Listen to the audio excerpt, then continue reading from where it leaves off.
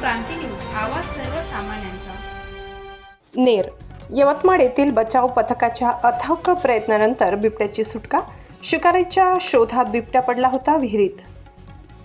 नेर तालुक्यातील बानगाव येथील रमेश राठोड यांच्या शेतातील विहिरीत रात्री शिकारीच्या शोधात असताना अचानक बिबट्या विहिरीत पडला। दिनांक 4/3/2026 रोजी सकाळी शेतकऱ्याच्या लक्षात आले असता त्यांनी गावकऱ्यांनाही माहिती सांगितली। त्यानंतर नेर वन परिक्षेत्राचे अधिकारी सुभाष लंबे यांनी आपल्या ताफ्यासह घटनास्थळी धाव घेऊन 6 तासाच्या अथक प्रयत्नानंतर विहिरीत पडलेल्या बिबट्या जातीच्या वाघाला जीवदान देण्यात आले।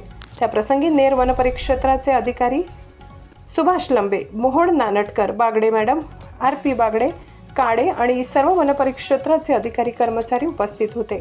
महाराष्ट्र क्रांती न्यूज साठी प्रतिनिधी देवीचंद्र राठोड, नेर, यवतमाळ। रेंजमध्ये बाणगाव शेतशिवारामध्ये एक बिबट रात्री किंवा पहाटे पडला असावा, कारण शेतकऱ्याला सुद्धा माहीत नाही। जेव्हा शेतकरी वावरामध्ये आले तेव्हा त्या सक्शन पाईपच्या याला बिबट पंजानी धरून उभा होता।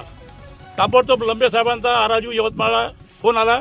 आम्ही ताबडतोब आवश्यक साहित्यानिसह ताबडतोब या ठिकाणी पोहोचलो आणि थोडा रेस्क्यूला बिबटनी सपोर्ट नाही केला आणि आपण अपेक्षा पण कशी करणार सपोर्ट करेल म्हणून। तो वन्य प्राणी आहे, ज्या पिंजऱ्यामध्ये त्याला पकडायचं होतं त्या पिंजऱ्याच्या वरच तो येऊन बसला। त्याच्यामुळे अनेक अडचणी वाढल्या। नंतर बास टाकली, तो बाजेवर आला। नंतर बाजेसाठी हा पिंजरा लावला सरकणारा गेटचा आणि त्या बिबटला सुरक्षित रेस्क्यू करण्यात आले आहे।